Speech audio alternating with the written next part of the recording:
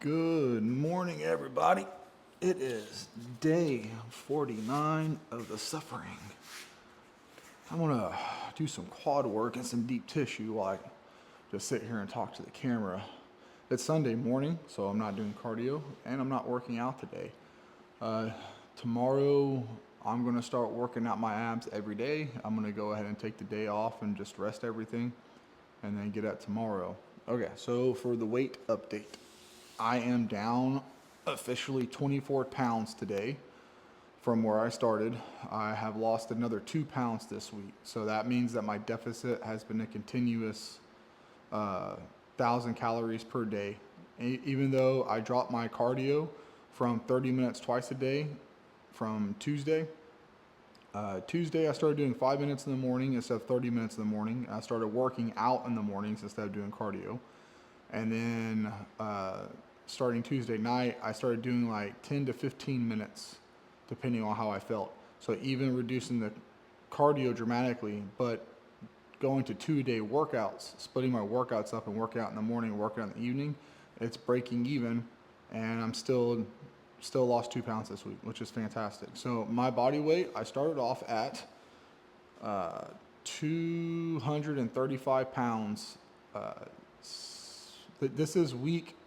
this is the end of week 7 right here. So I started off at 235 pounds, and now I'm 211 pounds. And like I said, this is the end of week 7.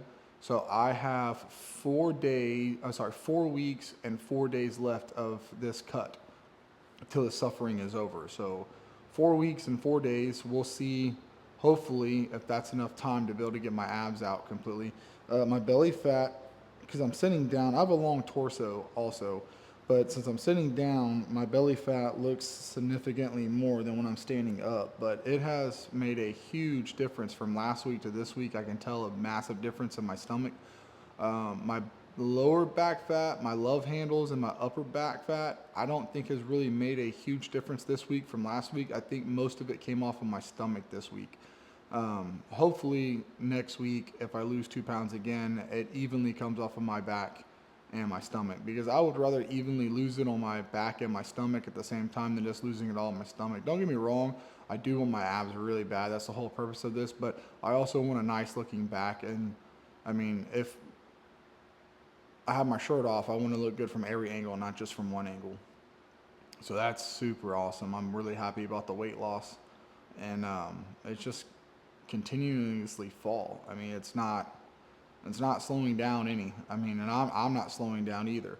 The diet is getting harder, and the diet is getting, well, it's not getting harder. Honestly, I'm getting used to it. It's getting easier. So for it being called the suffering, it's not that bad actually. Like I wish I could say like I was suffering and I was miserable and I was doing awful and every bite of chicken was like the absolute worst and I was gagging the food down and I was fighting for every last, but I'm not. It's been surprisingly easy. The first 2 to 3 weeks was probably the absolute rough, getting used to eating that much chicken. And then after the third week, man, it has just gotten significantly easier and easier. It's just like I'm getting used to it. Like not having cheat meals, not having salt, not having any type of flavor or seasonings in my food, eating the same thing day in and day out. I mean, honestly, it has gotten easier and easier and easier. And I'm not going to say I haven't forgotten. I'm not going to say, oh, I forgot about the way food tastes and I forgot the way flavors are.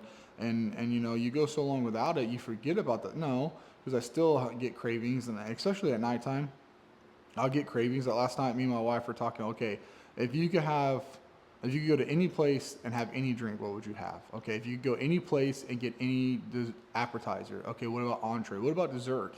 So we were playing that game last night. We were both just sitting there talking about food and what we would eat from where and what places and stuff like that, because we were both extremely hungry. But it doesn't mean I'm going to go jump off the rails and go eat that stuff. And it doesn't make it any easier or harder to eat my diet talking about that food. I'm not like, no, I really don't want to eat this. It doesn't affect me. So like I said, I still think about food. I still crave food, and I like other foods. I still think about it and I still crave it, but not like what you would think. Towards the evening time, maybe the last hour of the day is whenever the hunger comes in, and that's whenever I start thinking about food and I start getting cravings. But they're not horrible. It's just like, I'm kind of hungry. And, oh, you know what sounds good right now? Oh man, you know what would be really good right now? But by that time in the evening, it's so late anyways. Even if I wasn't dieting, I wouldn't go to those places. So it just seems like it's getting easier and easier. And then the hunger is really manageable too. The hunger has been super manageable. And I have to say, like, I can tell the difference of doing brown rice versus white rice versus jasmine rice, which jasmine rice and white rice is pretty much the same concept. It's just jasmine rice to me tastes better. Um, but with the brown rice, I feel full throughout the day. Like my hunger's not there. Like the first probably 2 to 3 weeks, I would feel backed up and constipated and bloated and distended, and I would feel like my stomach had like stomach cramps here and there, and it wasn't fun for the first 2 weeks going to brown rice and oatmeal. Like my body just was rejecting it, but now it's like it's getting used to it, and it's figuring out how to digest it and it's figuring out how to process it because I don't have those issues no more, and it's just like it keeps me full during the day. Like, and I think that's the reason why I don't feel full until the evenings because my first meal is with oatmeal and then my next 2 meals are with brown rice, and my next 3 meals are with brown rice at 9, noon, and 3. And then 6 o'clock I have a protein shake, and then for dinner I just have egg whites. So those carbohydrates from that brown rice just keep me full all throughout the day, which is fantastic because I don't think about food or eating or cravings or what I would eat or what I want to eat or what I wish I could eat. Like none of that is the issue at all. I don't have any of those problems.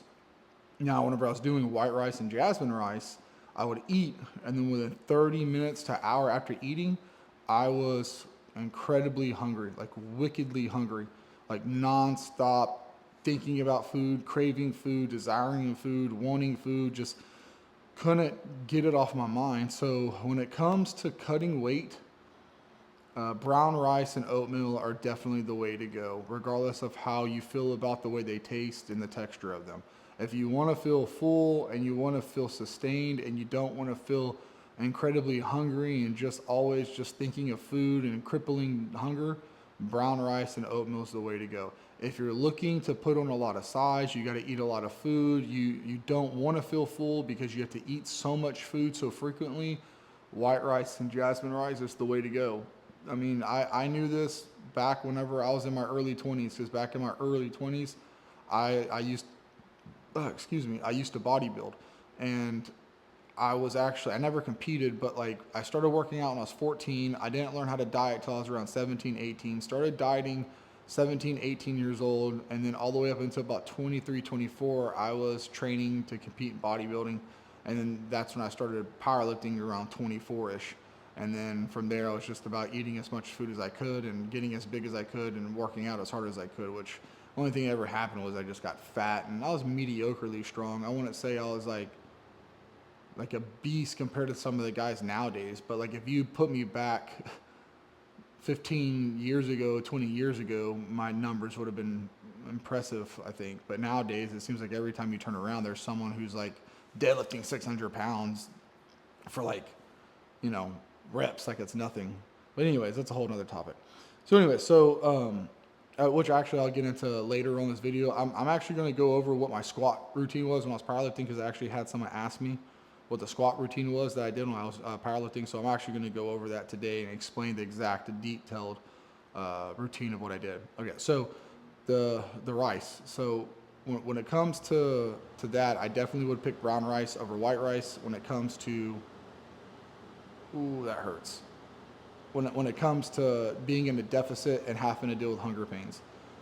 Chicken sucks no matter what. I don't care unless you could cook it fresh and you can eat it right off the grill or right off the skillet or whatever, or right out the air fryer or oven or however you want to cook it. Chicken sucks. It's a lot more manageable now that I'm doing it the way that one of my subscribers recommended, where he said just bring it to a boil and then turn it down and let it simmer. Don't boil it for like a long time. Just bring it to a boil basically and then turn it down.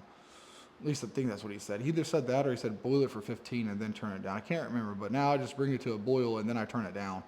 And then I let it go for about 2 hours on low heat. And then I filled the bowl up that it sits in all week with chicken broth that I cooked. So the water that I boil it in, I use that. That's the broth I'm talking about. I don't use store-bought chicken broth with a lot of sodium. I just put the water that I boiled it in back in the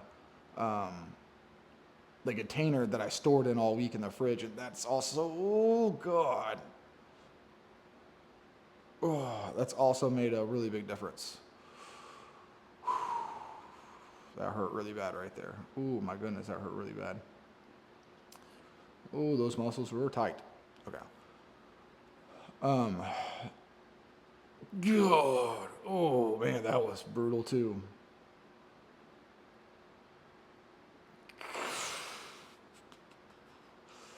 It's a lot looser than it was last week, that's for sure. My muscles are definitely getting looser and looser every week that I do this. And y'all are curious, yes, I'm still doing my yoga, and my back is feeling amazing. My back, my sciatic, my hips, my knees, everything is just feeling better and better the longer and more I do it. So, um, just for those of you wondering. Okay, so that pretty much covers the diet part. It has gotten easier, not harder. So it has significantly gotten easier, not harder, which is great, because the longer you do something, the better you should become at it, and the easier it should become, the better you get at it, right? Ooh, this is going to be super painful. This is not going to be fun going up the teardrop. This is a trouble area right here. Holy moly. Son of a gun, that hurts. Okay, so now we'll talk about the diet. I'm sorry, the training. Okay, so now as far as it goes for the training, I did change it up this week. The suffering is the diet. Just want to make that very clear in this video for anyone who makes it this far.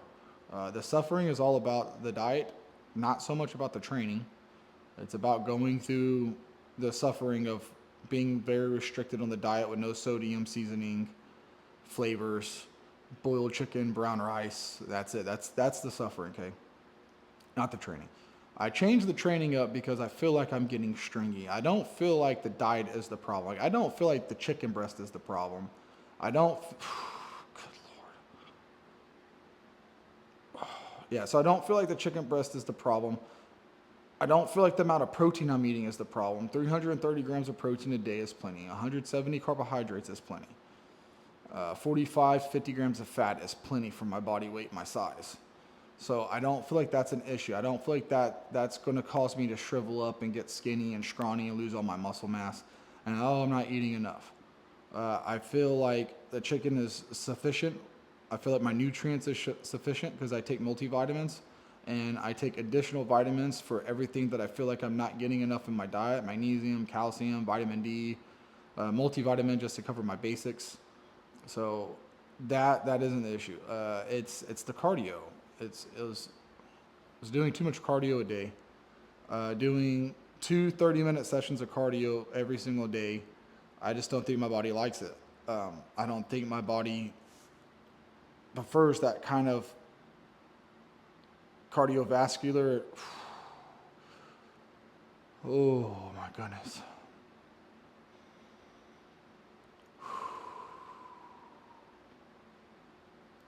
That right there, man, that hurts so bad.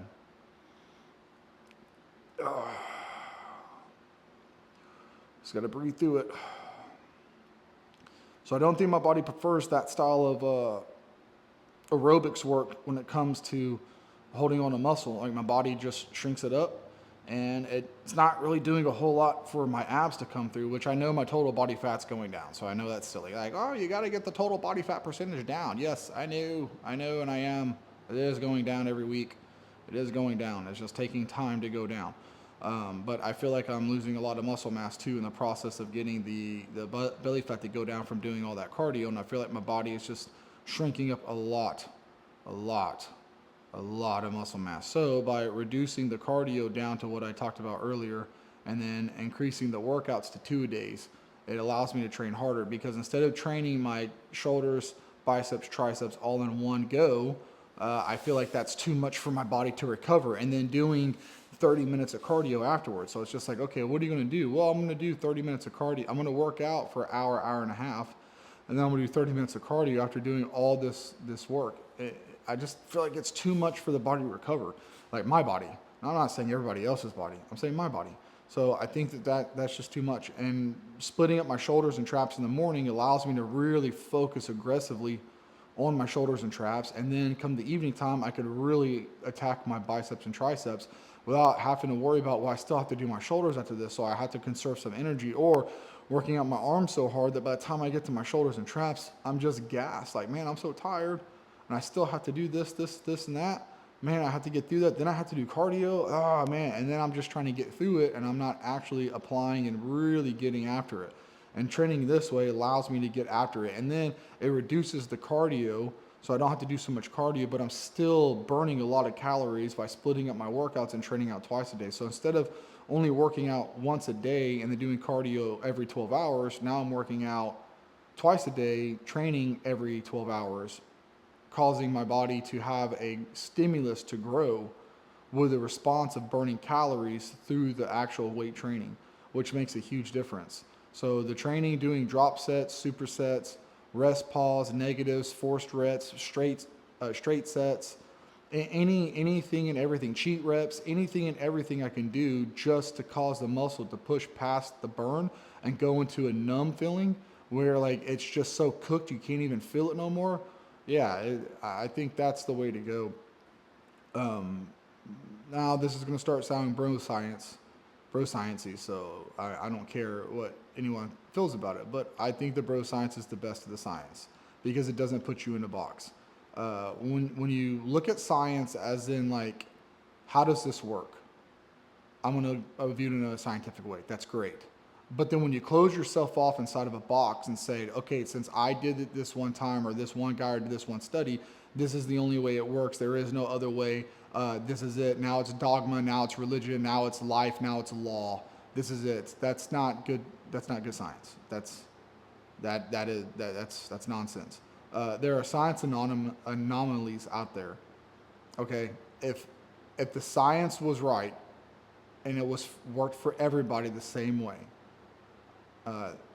explain to me why it's so hard for anyone to look like Arnold Schwarzenegger. I mean, whether you're using bro science or real science, if the science was 100% correct and the scientists nailed it on the head and got it all right, 100% correct for every single body out there, tell me how come there's so many people out there that look so different? If that's the case, everybody could do the same exact routine, the same exact sets, the same exact reps, with the same exact diet, with the same amount of cardio, and all look exactly the same. Oh, look at all these people running around looking like Lee Haney and Ronnie Coleman and Jay Cutler and Dorian Yates and Marcus Rule and Dennis Wolf and Dexter Jackson and Branch Warren. Everybody looks like these mass monsters. How come everybody looks so ripped? Because they followed the science, man. They followed the science. Everybody watched that one video of that one science guy who was like, a professor and a college graduate who did a science study, and they figured out the code, they cracked it, and this is how you do it. And this is the only way anyone should ever do it if they want to look like this, because this is what all these guys do. All these pros all train 100% the exact same way, eat the exact same diet, do the exact same thing, and that's why they all look exactly the same. Now, they don't. I know they don't. I know it doesn't work that way. So as far as it goes for the science, I'm going to listen to the bro science, because that's the stuff that you can actually go outside the box and think of. Like, okay, well, I tried this for 3 to 6 months. It didn't work. Even 6 weeks like I did. It's not working. I'm losing my muscle mass and I'm shrinking up. So I want to burn fat. I do not want to burn the muscle mass up with the fat. So let me change it up some. So I did. So I am going to be outside the box of science, into the realm of bro science, into the dark. It's like black magic whenever you think about it. Like if you're into that kind of like stuff, it's like it's black magic. It's forbidden. You can't do that. You shall not speak of it. You shall not say those words. If you're a Harry Potter fan, or what's that wizard that no one's allowed to speak his name, because they're all like, if you even say it, Voldemort, you're not even allowed to say his name, Voldemort. And then like, I can't think of any other of those shows, but you get what I'm saying. Like it's like black magic. Like it's forbidden. Thou shalt not speak of that which is not speakable. So it just cracks me up, all the people that say that stuff now. So I'm gonna go straight down the road of bro science. And when I was younger, I actually bought the Arnold Schwarzenegger Encyclopedia of Bodybuilding, And I read that front to cover 2 times just to make sure I didn't miss anything. And there's a lot of nonsense in there, but there's a lot of useful information. But I think there's more nonsense and just filler than there is actual information in that book. So that's why whenever I joke around and say, "Hey guys, I'm pretty much like certified in this," because like I read the encyclopedia, I literally did whenever I was in my early 20s.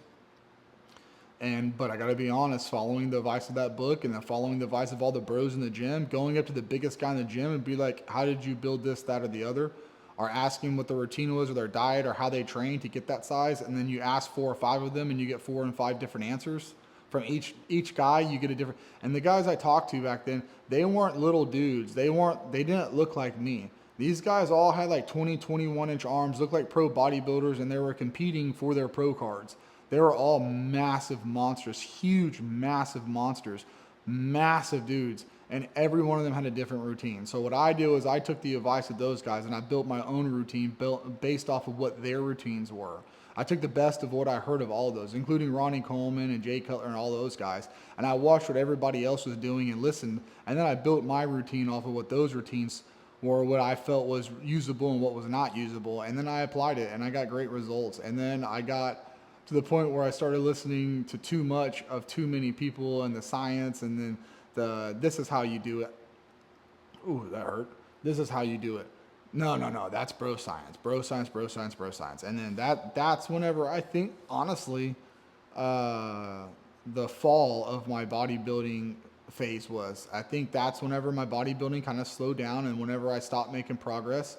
And then I stopped seeing results. And then I just got tired of it. And now it's just like, screw this. I'm going to start powerlifting. So I started powerlifting. And it was all whenever I decided to start listening to the science and stop listening to the bros. So I'm going to listen to the bros, no matter how ridiculous it sounds. And training the way I'm training, doing drop sets, supersets, rest pause, going past failure, doing techniques like drop sets and rest pause and supersets and negatives, and having a partner help you do forced reps. All of that stuff, cheat reps that goes past failure, I think all that stuff works far superior than doing a deep stretch with a contraction, with a hold on the stretch. That hurts so bad. And then stopping 1 to 3 reps shy of failure. Like, I'm sorry, but like, I think this works far superior than for me. I'm not saying for anybody, and I want to be clear, I'm not saying for everybody or everyone should do this or everyone should follow my advice and what I'm doing. I'm not saying that at all. If you're in a program and it's working, stay on it. If you have a trainer and you're paying him, listen to him, all right? Or her, whoever your trainer is, him or her, listen to him or her, and then stick to what they have you doing. But I am not, and I don't care, because that style of training didn't work for me. The high intensity training didn't work for me.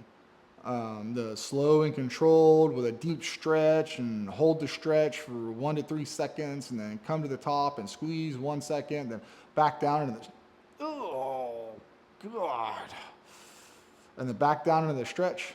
That stuff is not silly and it's not nonsense. It works. That type of training works, and it works freaking awesome for a lot of people. It just didn't work for me. So should I continue to do what's not working for me? No, that's pretty ignorant. Oh my goodness. And it doesn't work for everybody. It just doesn't. I'm sorry. If it did, then everybody would look like Ronnie Coleman and Jay Cutler and Mike Minzer. Like I said earlier, we would all look like those guys if it did. Why? Because it's not a straight line. It's not a cut and dry path. Like bodybuilding in the human body, there's anomalies out of there. Like, hey, this guy only has to train his arms once every other week, and he only has to do 3 sets. This guy has to do 50 sets every single week. Like, there's anomalies out there that have like proven time and time again. Like, science can't explain that. Oh.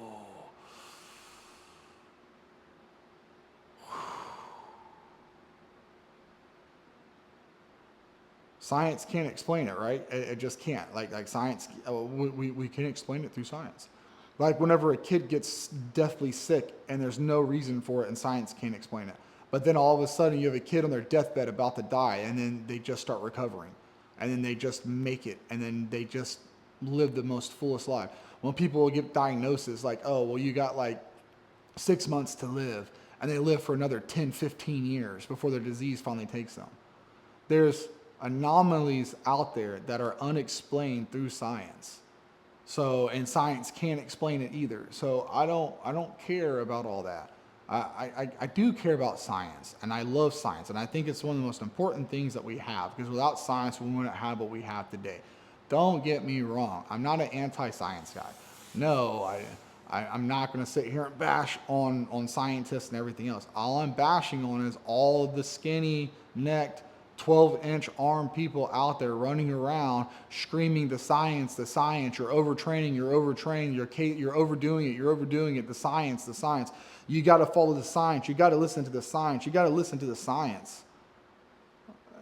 No, thank you. I'm going to listen to me and my results, and I'm going to listen to what my body's telling me and what's happening in, like, with my results.